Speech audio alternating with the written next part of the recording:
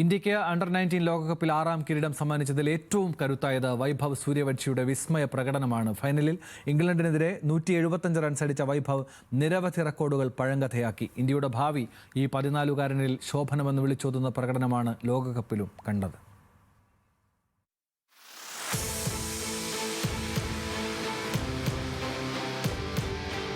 നിങ്ങളുടെ 14-ാം വയസ്സിൽ നിങ്ങൾ എന്തു ചെയ്യുകയായിരുന്നു? വൈഭവ് സൂര്യവംശി ലോകത്തെ വിസ്മയിപ്പിക്കുകയാണ്.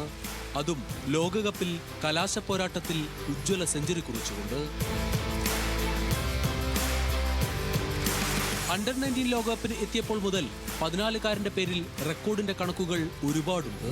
ടൂർണമെന്റിൽ കിരീട പ്രതീക്ഷയുമായി അവസാന മത്സരത്തിനിറങ്ങുമ്പോൾ ബാക്കിയായ സ്വപ്നം സെഞ്ചുറി മാത്രം. വെറുമൊരു സെഞ്ചുറി നേടുന്നതിൽ എന്താവേശം! തകർത്തടിച്ച് റെക്കോർഡുകൾ വാരിക്കൂട്ടി വണ്ടർ കിഡ് സെഞ്ചുറി ആഘോഷമാക്കി.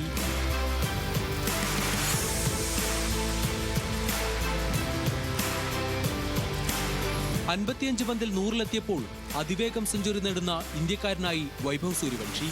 നേട്ടത്തിലെത്തുന്ന പ്രായം കുറഞ്ഞ താരം.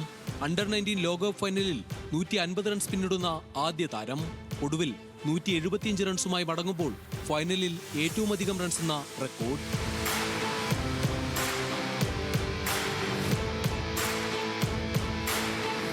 പടുകൂറ്റൻ സിക്സറുകളാണ് വൈഭവിന്റെ ഇന്നിംഗ്സിന്റെ ഏറ്റവും വലിയ പ്രത്യേകത.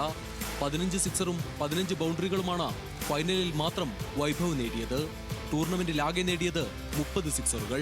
ഇതും റെക്കോർഡാണ്. വിവിധ ടൂർണമെന്റിലായി 8ാമത്തെ സെഞ്ചുറിയാണ് വൈഭവ് കുറിച്ചത്.